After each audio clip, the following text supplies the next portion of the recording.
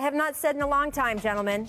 The Red Hot Wizards, yes, the Red Hot Wizards took care of business Wednesday against the Lakers despite 26 points in 31 minutes from Anthony Davis. LA lost 3 of 4 since his return last week.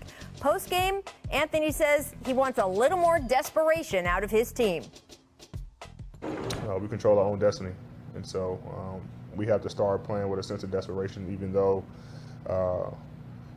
we are in the playoffs as of right now, but we're not that far off from being in playing games. So we got to play with a sense of desperation as well.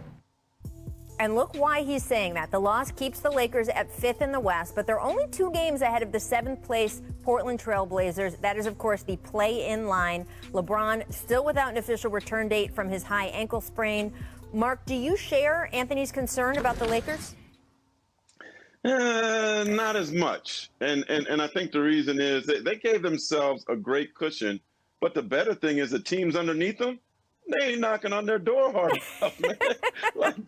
It ain't like the Warriors and the Blazers and the Mavs are really, really lighting it up, and chasing them. So if there is something that I am worried about, it's their road once they get to the playoffs. Because look, they are the champs, right? Let's respect them being the champs, but let's not act like the Lakers had the hardest road to winning the championship last year. They beat an injured Portland team, an injured Houston with Russell Westbrook, a young Nuggets team, and then Miami. They didn't get the Bucks, the Clippers, Toronto, or Boston. This road, as a 5th or 6th seed this season, it's going to be 10 times harder. Obviously, we expect LeBron to be back, but that's what I'm worried about with the Lakers is their road once they get to the postseason and where they ended up finishing. We're talking about all this excitement about the Suns, and it is a great day for them, but take a look at the standings. The Suns could end up seeing the Lakers in the first round. Could you imagine that, getting into the playoffs? Hi, Chris the first Paul. time in 11 years you got a chance at a championship. And, yeah, and it's LeBron and AD in the first round. So I think Anthony Davis is trying to set a tone here, which is showing good leadership. I actually was encouraged last night. He played his best game since coming back from the injury. It's not a surprise that he's warming up, but he had 10 of 20 shots last night, is playing better. And ultimately, I'm not saying that the Lakers seed doesn't matter. Of course it matters, but they don't have a chance unless LeBron and Anthony Davis are healthy and playing very well. And so ultimately, that's what I'm paying attention to. And Anthony Davis is getting better. And it sounds like they're hopeful of LeBron. I know they haven't put a timetable on it, but I know LeBron's going to try to get back to play. He doesn't want to have his first games be in a play-in situation, so he's going to try. So to me, it's all about the health of those 2 stars, just like it was in the bubble last year. I think it's more about not dropping in the standings than just the play-in, though, is the line, right? Because if they drop to 6th, that loss last night, it doesn't lock the Clippers in 3rd place, but it makes it a lot more likely, right? It's one of those times where teams are neck and neck in the standings, and a win for the Suns was kind of like 2 wins. And I think if they play the Clippers in the first round and you get Lakers-Clippers in round 1, without necessarily the full crowds at Staples Center, which we know are always tilting heavily to the Lakers, even for Clippers home games. We've just seen it over and over. Great point. That's a pretty tough first round, especially if LeBron James only comes back for maybe a game or 2 in the regular season, even if you're not thrown in a playing game. I mean, Mark, what would your level of concern be there if you were a Lakers fan? Well, I was at the Lakers' first home game with fans, and I thought their G League team was playing because it just seemed like there was remember when the G League team used to play at Staples, there'd be nobody in there. That crowd was trying to be loud, man, but in that mammoth place that they play in, that's back to my point, whether it's the Clippers, whether it's the Suns, they're going to play somebody a note in the first round. And that's not to say that we don't expect them to beat them if LeBron is playing, but dang. First round, you got to get that. That's a hard road to toe. And by the way, that's no knock on the Nuggets, who right now, if the standings were frozen, would be their first-round playoff opponent. But the Nuggets themselves will tell you. I spoke to I spoke to Nikola Jokic the other day, and he told me, we miss Jamal, we miss Jamal, we miss Jamal. So if they end up facing the Nuggets, that is a different first-round matchup than the Clippers at full strength. I want to move on to the Pelicans, though. We can flash the standings back. And the finish. Chris Paul on a string. Chris, what did you think when people said you were done a couple years ago? It's cool. I know me. 35-year-old who, you know, a couple years ago they said I was done. The drought is over. Chris Paul, the Suns, playoff bound. First time Phoenix has been there in 11 years, and there were dunks galore. Which is your favorite? Because you're going to be adding one to the wall of dunk. Appearing in the All-Star game, producing an Oscar winner in the same year, Mike Conley is here to talk about it. Stay tuned for that, so grab a snack and lean back. The Jump starts now. Welcome indeed to The Jump. I'm Rachel Nichols. I'm alongside the host of the Hoop Collective podcast, Brian Windhorst, live from the Cobra Dome, and the man with one of the best wardrobes at ESPN, senior writer for The Undefeated, Mark Spears, in a fabulous shirt. Monica McNutt is going to join us later in the show, but we're going to start, guys, back in Phoenix, where the Suns ended their 11-year playoff drought, second longest in the NBA. And you think it was a little sweet there for Chris Paul that it came in a win over the Clippers? We heard Chris at the top. Here's what Devin Booker had to say about finally making the postseason for the first time in his career.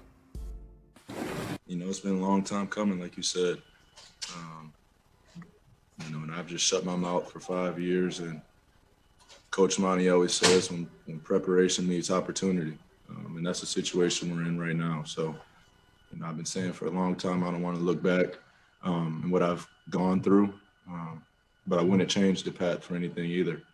You know, I always say basketball and life, you know, relate to each other, and that's how, you know, I've grew up is through basketball. So every situation that I've had, you know, I've just, you know, seen the bright side of it, kept my head down and kept working, and, you know, it finally pays off.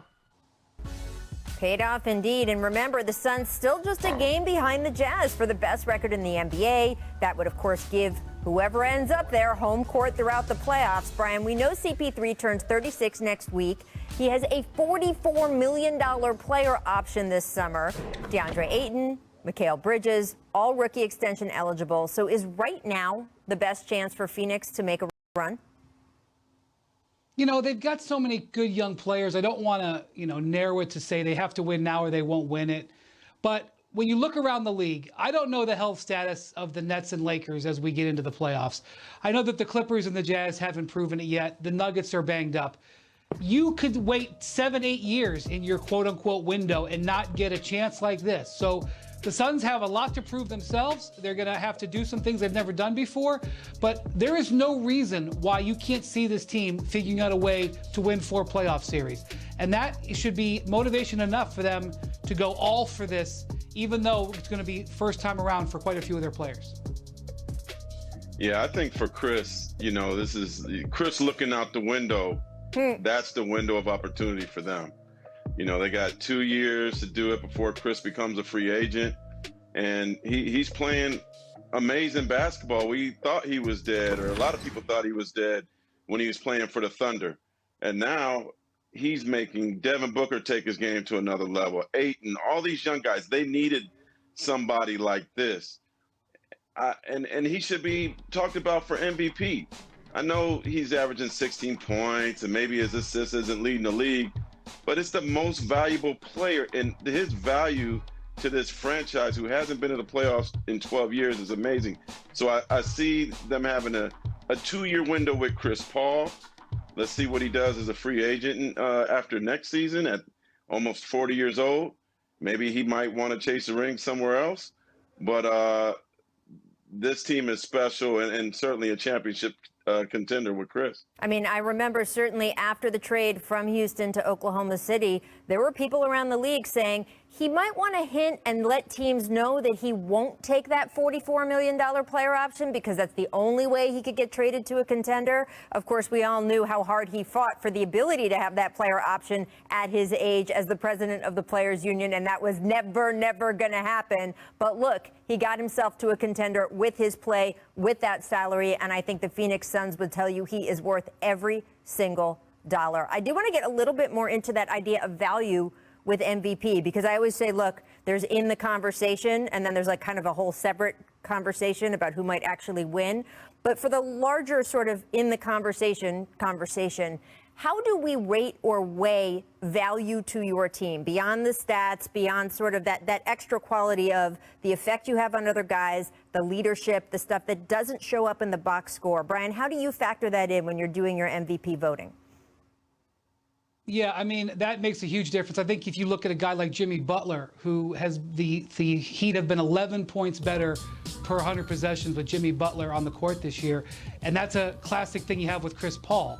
And, you know, I'm getting ready to do my all-NBA teams, and it's going to be very hard at the guard position. There are probably about 12 to 15 guys that have a legitimate case to make all-NBA in those 6 spots in those 3 teams. And Chris Paul in that field is a lock. He is going to make probably my second team, and I think he's got a great chance to make second team All-NBA. At his age, coming off of those series of injuries that he had in Houston, to be able to say in this incredibly competitive situation that he is definitely one of the top 3 or 4 guards in the league. I know it's not an MVP trophy, but in my opinion, it's right there alongside it. Mark, what about you? How do you rate that stuff? Unfortunately, in sports today, the scoring is always this shiny object, right? We always get excited about who's scoring 30, who's scoring 40. And so if you weigh that, you know, no, Chris won't be MVP. But I implore the voters to think deeper than this.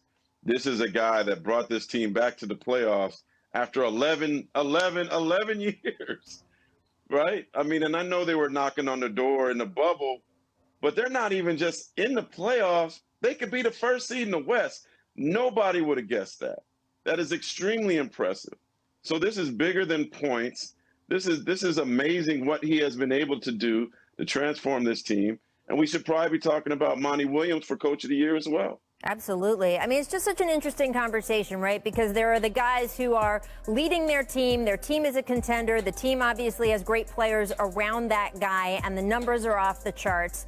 Then you have guys who are in the Steph Curry position, right? Or in some ways the Chris Paul position, although, of course, he's got Devin Booker, he's got DeAndre Ayton with him, but not. It's a whole different team. Now, this year, especially after Jamal Murray got hurt, Nikola Jokic is kind of both of those guys, right? And that is why he has been the leader in the clubhouse for MVP, because he is not only putting up some great numbers, but he also really is the guy on that team. And the fact that they did not sink in the standings since Jamal went down is such a credit to Jokic that I think he kind of incorporates a lot of those things together. But it is a larger question of how do we count that? The Devil blocking Zion in a 2-point game. Now, no call was made. The replay looked like Jokic might have fouled him. Zion and Stan, well, here's their reaction. I got to earn my respect. I'm only in year 2. Got to get a couple more years under my belt, and, you know, hopefully things change with that.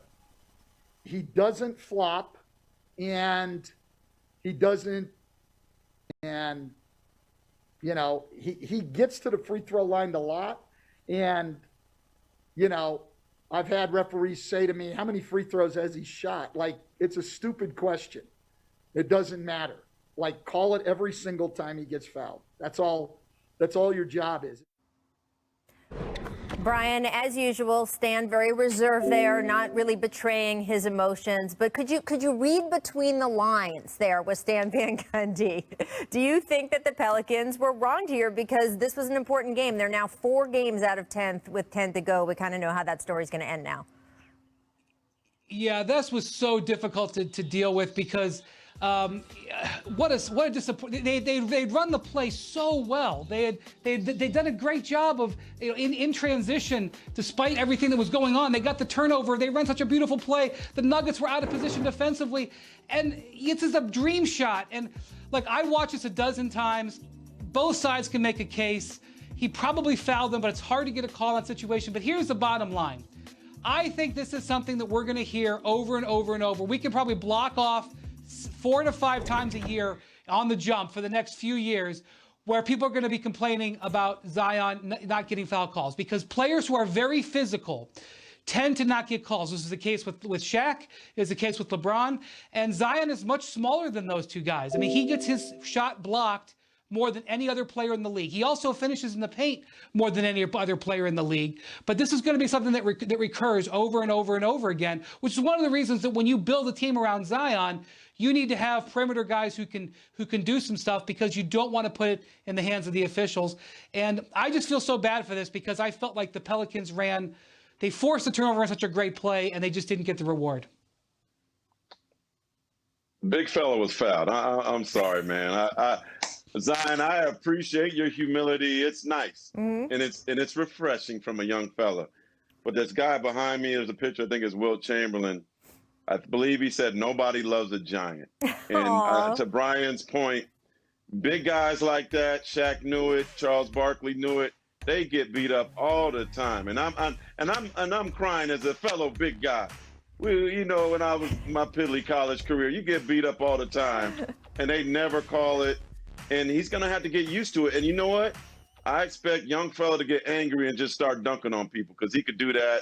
I know he's saving them knees he got, but that's what it's gonna end up happening. He's gonna end up getting angrier and just start dunking on people, and that's a way to get a foul and embarrass somebody in the process. And at that point, they're just gonna get out of the way. In the way that they were doing when he entered his rookie season, he needs to put that fear back in him. That you want to try to block this, I'm gonna put you on a poster. Well, I'm glad that you are here to represent for the big men because I'm 5'4" and I have no idea what you're talking about. All right, Tuesday's victory. The team provided the Floyd family with a game ball from our win over Sacramento, which was dedicated to them. I read too fast there, Mark J.O., but what is your reaction to the way the team has supported George's family? Well, expect the George Floyd's family to stay in contact with the Timberwolves, especially with the pending court cases with the other police officers to come. And the Timberwolves had told them they want to be in touch as well. And Undefeated tomorrow, I'll have more details on this, but expect a long-term relationship between the Floyd family and the Timberwolves. Really remarkable what they have been able to do. I really have to applaud the Timberwolves and the Lynx, such leaders in this issue. And Lakers whiz. Reed gets it out in transition and packs it over Anthony Davis, Mark. Yeah, that's the greatest dunk an athlete from Japan has ever had. That was pretty amazing. First masters and then Mark. this. Thank you. Amazing. How dare you disparage Yuta Tabuses? Oh, my God. He couldn't even touch I the net. respect that Anthony Davis was playing D. That's what I respect. There you go. Yeah. Also, Rui, on our latest addition to the wall of dunk. You don't just get on there well for done. any old dunk. Look Don't do at AD that. like that. Woo! He just got back from injury. Come Woo! on. I want all of these posters printed out. We're going to sell them. Missed layups. Speaking of dunks, here's the best of the rest. So, Brian. Put that on the wall. Dude, there were Put so that on. many angry dunks, Mark. It wasn't just this one. Look at this. Why was everyone so angry, Brian? Yeah, and most of them were against the Lakers. The Wizards really had it going last night. They were not There was a whole mostly bunch of them in against that the game. There was like 3 or 4 of them, to be honest with you. But, hey, every night something great happens in the NBA. Just tune in. You'll see something great. I think this is one of the better catchphrases you've come up with, Brian Windhorst. I think the league Thank you office kindly. should invest in that one. Make skills and drills. I'll sell it to them. There you go, along with a poster. CJ back in his bag last night before finishing with the lefty floater. Woo! Why you doing Ja like that? Come on now. Why you mess with the rookie like that? I mean, there's been some words, by the way. We have the bubble written on the bottom, but as our producer Michael Bodmer knows, it's been a lot of back and forth between the Grizzlies and the Blazers this week, frankly. Yeah, no, Yeah, I'm real sure talk, after that, they needed CJ this brought win out that so wine. bad. Right? Yeah. Yes, Portland needed this. This is the third time they've played. This is the third time they've played like the last 7 days. Yeah. And the Blazers needed this win so bad. There's a lot of conversation. That's all I got to say. All right, Good Miss seeing CJ Small back, too. Honey. Amen. All right, Pels Nugs. Jokic spinning out of the post, then goes reverse. Brian, this little razzle-dazzle from Big Honey there. Listen, Jokic has been terrific all season. They're 7-2 since Jamal Murray went down. Yeah, their last minute of the game was a little bit messy, but this was another overall 47-minute great performance. They never trailed in this game. Awesome performance by Jokic. He's won the game with a block. 9? Big time play. Hey, there. wait. Who is number 9? That defense is horrible. I'm not giving Joker all that love on that dunk. That's some bad defense, man. Hey, you got to take advantage of the opportunity when it comes, though. You got to be ready. Look at him. That's what gets people dunked on, stuff like that. Like, come on, man. Who is 9? All right, let's move on because entering their game against the Warriors tonight, the Timberwolves are on. Say it. A 3-game winning streak, including back-to-back wins over first-place Utah. Remember, they do owe a top 3 projected pick to Golden State in this draft. And Minnesota currently has the second worst record, but they're within a game and half a game there of Detroit, Orlando. So if they secure a top 3 pick in the draft lottery, and the odds now have really changed this, right? So look at the odds column. That's what you want to look at. 14, 14, 14, 12.5. It's not the hugest difference. But the Warriors would receive their unprotected first rounder next year if they don't get it this year. So, Mark, would it be in the Timberwolves' best interest to convey that pick this year or next? Oh, next year. This is a really good draft, especially if that is the 4th or 5th pick. I like if it's the 4th pick, they're getting somebody special. Well, if it's the 4th pick, they're going to the Warriors. Yeah. If I'm the Warriors, Steph's back. Steph's back. He needs a maintenance rest tonight. Steph Curry is not playing tonight because, like, the Warriors ain't got to worry about the Pelicans or the Kings catching them. They're pretty much in the play-in. So they could lose this game. And if Minnesota keeps winning like this, that graphic that you showed, they're going to be off of it because they're going to be have the 25th worst record. And those odds of the Warriors getting that pick perhaps increase.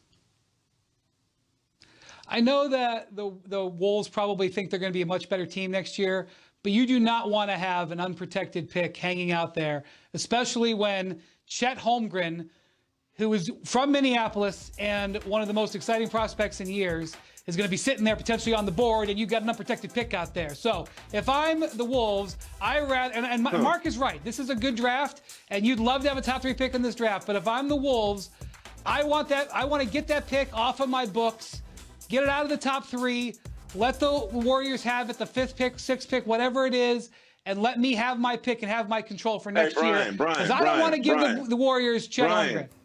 But, Brian, they're not going to be that bad next season. Mark, have you seen the history of the Minnesota Timberwolves? I cannot agree with that. If I were them, I would not want an unprotected pick out there. I don't think they're going to be as bad. Look, I'm going to say this. Wolves are going to make the playoffs next season. Ooh, okay then. Mark, so save Mark, that one. I hope your mic was off, because if your mic was on, they're going to hold that over you. I said it. Save that one. Boom, boom, boom. I like that both of you guys he's not going to be an option for him. I like that both of you guys are respecting. I can't help you, Mark. I like that both of you guys are advising those respective teams that you think should work in opposite ways tonight to rest all their guys. But that includes a play-in. Here's the only thing I'm going to say, gentlemen. We'll negotiate this. Later. Look at the odds column. It is not how it used to be. So, yes, you can try to lose a game here or there. You can rest Steph Curry tonight. You can rest Karl-Anthony Towns tonight if you're on the other side of this debate. But you're talking about a 1.5 percentage point difference. I host the draft lottery every year. I can tell you that how they finish, 1, 2, 3 from the bottom of the standings, it's just not how we've had guys finish when it comes to the draft order. So you can try to manipulate the system, but we will see what happens when those little ping pong balls do they what won't they're be on that gonna list do. next week.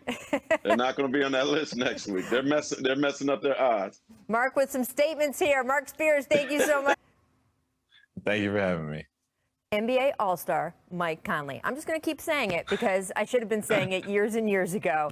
You were out of the lineup last night. Donovan Mitchell was out of the lineup last night. The Suns were winning their game, so hot on your guys' heels in the Western Conference standings. Very dangerous position. And instead of falling, your Jazz teammates blew out the Kings by 49. What was it like seeing your guys clicking with you and Donovan on the sidelines?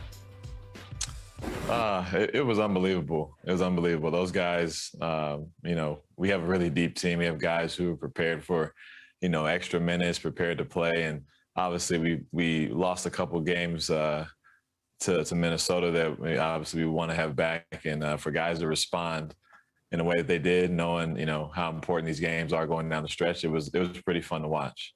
Amazing. And that race in the standings is real. The Suns are right there on your guys' tail. How much do you talk about that?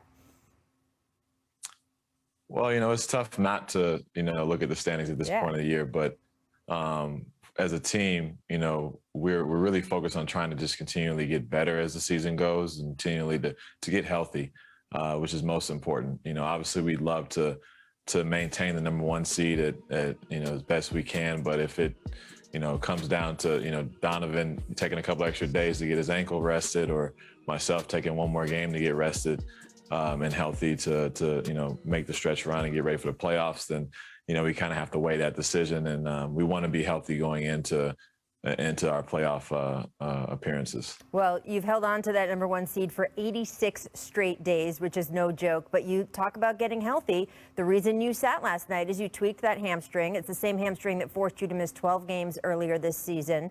Donovan, you mentioned getting healthy as well. How do you feel with your health going into these final weeks of the season and being 100% of you during the playoffs?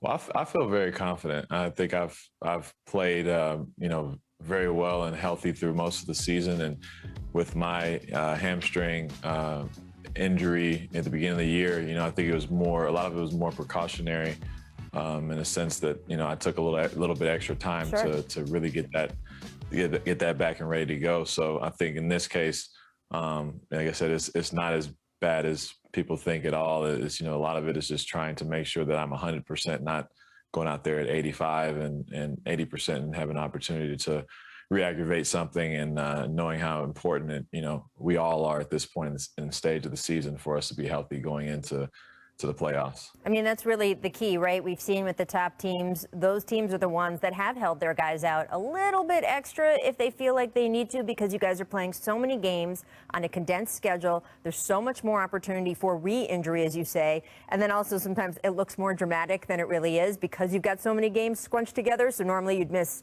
5 games, but instead it turns into 7 games because of the schedule. So I feel like you guys really have a handle on how to get your health right as you go forward. I do want to ask you about something off the court, though, Mike, because we were so excited about this. You're one of the executive producers of the short film Two Distant Strangers, took home an Oscar last Sunday.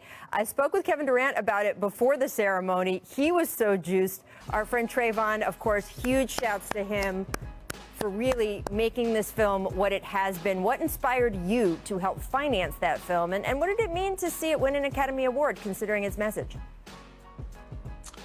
Well, I think it was obvious once I got, in contact with Trayvon, and he laid the script out for me, and what, the messaging, the importance of it, everything that the film was about was, just aligned with who I am and what I'm trying to do as far as, creating change in my own personal way, and continuing conversations and, building people up. And this was just a great opportunity for me to get involved in the filmmaking side of things. And it's my first opportunity to, just be behind the scenes and, see how everything kind of takes place step by step. And, I don't know if we all thought that it would win an Oscar, but we knew that it was going to impact people and have an importance, important message for a lot of people. So I'm just proud of Trayvon, KD, everybody that's been involved with the film down the line. Truly a great team. Everybody that, from Joey Badass to, Andrew, Zaria, everybody just, beautiful performances. I mean, it was just a great team effort, and I'm just proud of everybody involved. Really, really impressive. And everyone out there, if you haven't seen it, it's not hard to find. Two Distant Strangers. It is more than worth your time. And I just want to get back to what I was talking about at the top here, Mike. Named an All-Star for the first time this season. It was your 14th year. There are many of us who have been talking for years about how overdue this was when it finally happened for you, but in kind of this weird COVID way. How did it actually feel? And do you have a favorite memory from the weekend?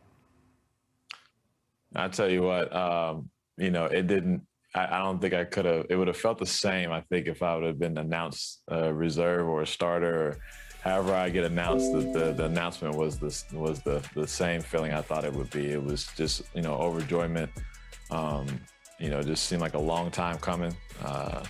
Was very excited because I understand how many people truly deserve it, especially out in the West, and how deep you know, the player, you know, pool is, and the guards, and I mean, there's just so many talented people out there, and for me to be named and chosen in a year that I, you know, going into it, I would have never thought, you know, I'd be even mentioned. So it was truly a great experience. I think just being a part of the 3-point contest, which I kind of got into last minute. I said, if I'm gonna be there, I might as well, absolutely, you know, enjoy it. I would do the dunk contest too, but I can't jump anymore. But you know, I had a great time. You know, actually having a chance to win and compete against Steph and Donovan and, you know, Zach, everybody. It was pretty cool to experience that. We'll get you up on a platform for the dunk contest. I think that's totally fine. People allow props. I'm just saying. I do want to, before I let you go, ask you a little bit about your Grizzlies memories. We saw you with Marc Gasol, right, recently, just having a moment. How do you want the grit and grind era to be remembered? You, Mark, Z-Bo, Tony Allen, that band of guys. Oh, man. You know, that group of guys, we're just a tough blue collar group of guys, honestly, and in a sense, we're guys who, you know, we all had our different journeys to get there. You know, you could call us, you know, outcasts in different ways, and not everybody wanted Z-Bo at one point. Not everybody wanted Tony and Mark or myself. You know, I was about to get traded after the first year I was there, so I mean, it's like, you kind of got a group of guys together that, you know, found a way to make things work and take an organization and a city and kind of put it on our back and really own it. And I think that's the most important thing is we believed in Memphis and they believed in us, and I hope everybody remembers that. I think everybody does, especially in that city, just a special place in everyone's heart. Mike, thank you so much for joining us on The Jump today. It's fantastic to see you. Best of luck with the #1 in the West, Utah.